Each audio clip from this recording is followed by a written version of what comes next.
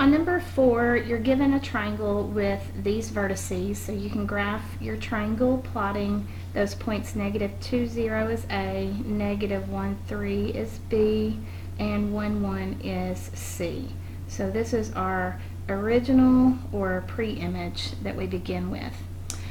We're going to graph the image after reflecting over the y-axis. I kind of highlighted that to make sure that you always pay attention what line you're reflecting over. That's one of the main mistakes that I see, is just reflecting over the wrong line. So remember, the vertical axis is your y-axis. So when you reflect over it, you're doing left to right movement, and the x-coordinate controls left to right movement. So it's the x-coordinate that changes the sign. So you're taking your original points and mapping them to new ones by changing the sign on your x-coordinate only. Y stays the same. So this point -2, 0 will end up at +2, 0. It's still the same distance from y, but on the other side. This point C, which is at 1, 1, will end up at -1, 1. Still the same distance from the y-axis, but on the other side. And the point -1, 3 will end up at 1, 3. Again, the same distance from the y on the opposite side. So this is our image after the first transformation. We're going to follow that transformation with a translation along the vector for -5. Remember, the first number in your vector is your left to right movement, like the x-coordinate. The next number is going to tell us our up and down movement, like the y-coordinate does. So this tells me to move right 4 since it's positive. If it had been negative, it would be left. And this tells me to go down 5. If it had been positive, it would be up. So we're just going to take these points and move them to the right 4, 1, 2, 3, 4, and down 5, 1, 2, 3, 4, 5. So that was moving of B, so that is now B double prime. With A to the right 4, 1, 2, 3, 4, down 5, 1, 2, 3, 4, 5. That becomes my A double prime. And C, 1, 2, 3, 4, 1, 2, 3, 4, 5. This is my C double prime.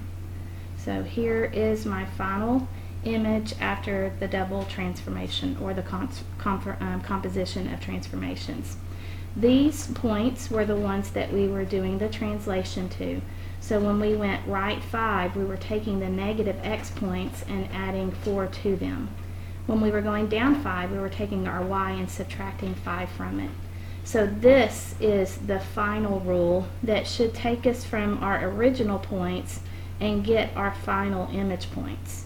So you can test that just to make sure that it worked. So your A point, which was -2, 0, if you use this rule to it, should give you your A double prime coordinates. Sorry, my cat is making an appearance.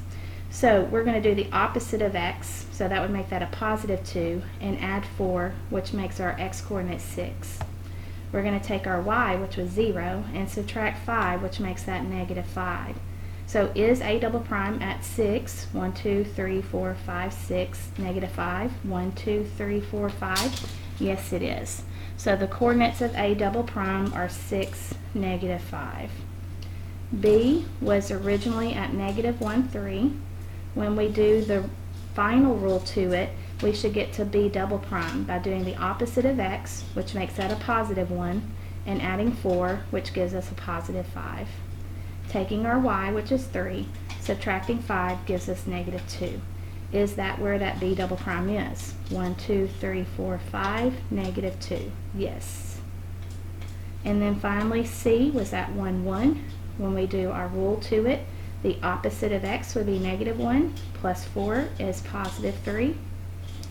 Taking our y of 1 and subtracting 5 gives us -4. Is that where C double prime ended up?